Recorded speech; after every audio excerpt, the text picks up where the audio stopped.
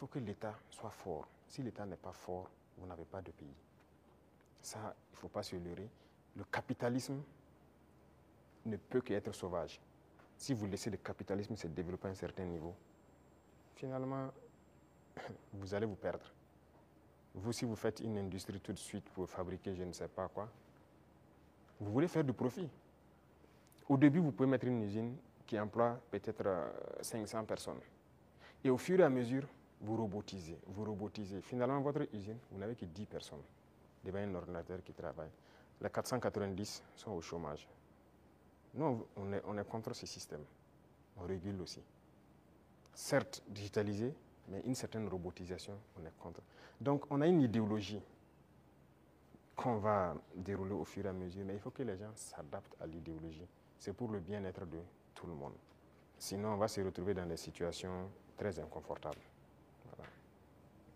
Monsieur le Président, est-ce que ça veut dire que vous vous attaquez à l'économie de marché, qui est enseignée aujourd'hui en sciences économiques et avec lequel les systèmes, les jeunes économistes grandissent? Parce qu'aujourd'hui, l'État vend du yaourt à travers Faso Kosam.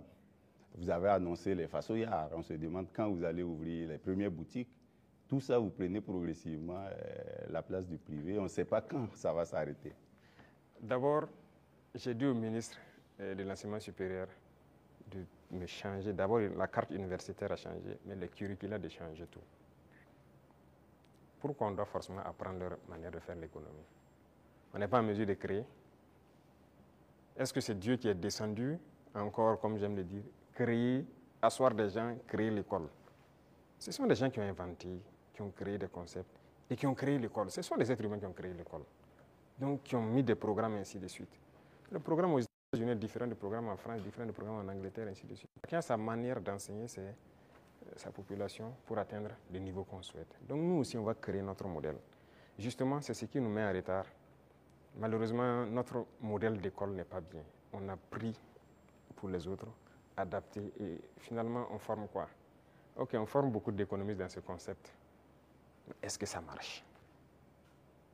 Est-ce que ça marche? Ok, nous, on est en train de changer de système. Est-ce qu'on fait des progrès ou pas? C'est là la question. C'est toute la question comme ça. Il a parlé de l'ONBA, de trucs. Il y a des barrages qui étaient endommagés depuis des décennies, ensablés ou quoi. Cette saison, l'eau est dedans. C'est par notre système qu'on est arrivé à remettre en œuvre ces barrages-là. Les populations vont produire, pendant la saison pluvieuse, vont produire toute l'année et ils sont bien contents. Et ils ont de l'eau potable aussi, à travers l'ONEA, par ces barrages-là pour boire. Et on va continuer comme ça. Est-ce qu'on fait ça ou bien on s'assoit, on dit non, tout doit être pour le privé?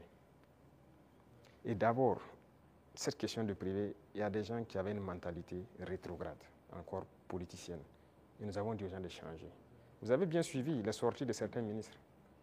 Ok, on vous donne un chantier, vous prenez l'avance de démarrage et tout, et vous faites ce que vous voulez. On vous donne un chantier de bas-fond. Dans le contrat, vous devez finir en mai pour que les paysans puissent accéder au bas-fond et puis cultiver. Vous prenez votre avance et vous vous baladez, vous faites ce que vous voulez.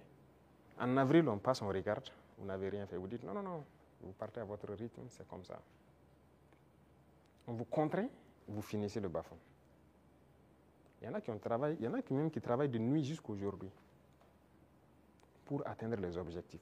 Pas qu'ils ne peuvent pas, mais c'est une mentalité. Et tant que le privé aura cette mentalité, ça ne va pas marcher. Moi, je vous ai dit qu'on a près de 1000 ans de retard même. Il faut rattraper. On est dans les années 1000, à la rigueur 1800. Il faut rattraper le retard, mais on ne peut pas continuer avec cette mentalité. Donc, on invite les gens à changer et à s'adapter. Vous parlez des yaourts, par exemple. Est-ce que le marché est saturé?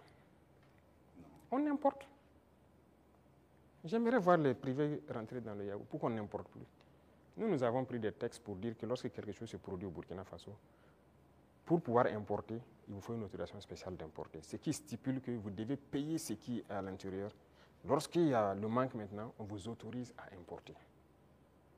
Voilà pourquoi les gens sont en train, vous voyez que beaucoup de privés sont en train d'ouvrir des usines et tout ça. Et si on ne passait pas par cette méthode, comment on va faire? Il y a le grand moulin du Faso qui est là. Bon, il faudra qu'on est en train de restructurer tout ça. Mais parallèlement à ça, on a obligé les grands importateurs à ouvrir des moulins.